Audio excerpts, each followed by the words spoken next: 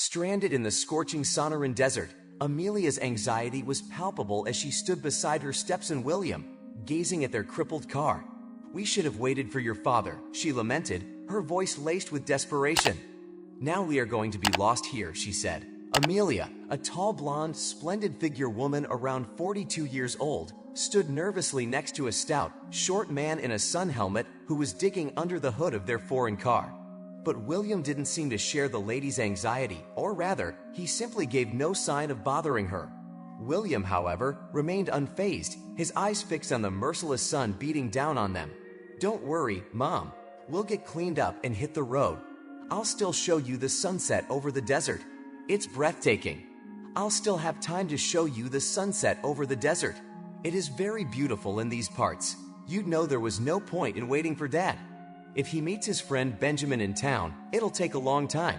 Until they've drunk the entire supply of coffee, he won't show up at the hotel." The woman only hummed and replied, "What a friend of youth. Meeting after all these years. He could at least show some respect and offer to host us at his house. I believe Benjamin's 4 wives might not approve of that area. There's simply no space left for a 5th wife." William replied with a chuckle. Luckily, Amelia didn't hear his last words. Amelia's feeling of discontent was abruptly halted by a sudden motion, a large lizard darting from behind a rock, causing her to jump back in fear. "William, call me Mom. I can't bear being called stepmom," she declared, pouting her Botox-enhanced lips whimsically. "Whatever you say, Mom. I'm sorry, I forgot." William began to remember again how his stepmother had shown up unexpectedly at their house.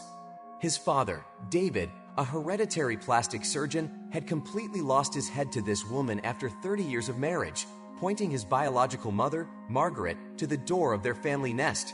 Of course, an intruder like her, like a hornet entering a hive and wanting fresh honey, could hardly please anyone but the one who had invited her into their home. To their dismay, nothing could be done about the car. Fortunately, twilight comes quickly in the desert, and soon the scorching sun began to retreat to the west. A cool breeze from the Mediterranean Sea suddenly blew, which cooled their bodies and gave them hope for salvation. Sitting down next to his stepmother and blissfully stretching his tired legs, William pointed his hand to the huge orange ball on the horizon and ironically remarked, "Even though we didn't get there, I kept my promise. Look, Mom, what a lovely sunset. You certainly wouldn't have seen such a sight from the hotel window." Amelia's eyes, narrowed from dehydration, gazed up at the life-giving luminary, her thoughts consumed by the dire situation. "How romantic. I just wish I could be there for your father in times of need." William's reply was laced with irony. "Why do we need a father when we have someone like me around? I always get my way in the end. You have to take everything from life, even if there isn't much left," said William, and he suddenly moved closer to his stepmother. Without giving the woman a second thought, he put his arms around her, trying to comfort her. But the beautiful blonde took his words too literally.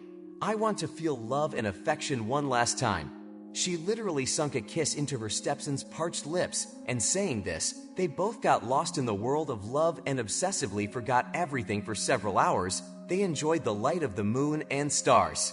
But suddenly, quite unexpectedly, it was much brighter than the dim moon.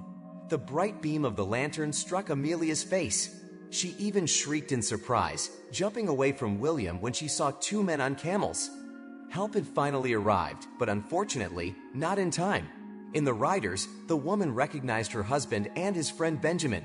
New excuses were invented by the unfaithful wife, retreating in the face of her husband's formidable lessons. Having received a fair portion of scolding right on the spot, Amelia ran through the desert faster than a deer, howling like a real hyena. But the men did not leave her in the sand.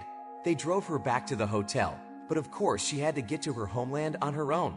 As she returned to her homeland, alone and ashamed, Amelia realized that her story was a cautionary tale, a reminder to cherish and honor the relationships we have, and to never take love and trust for granted.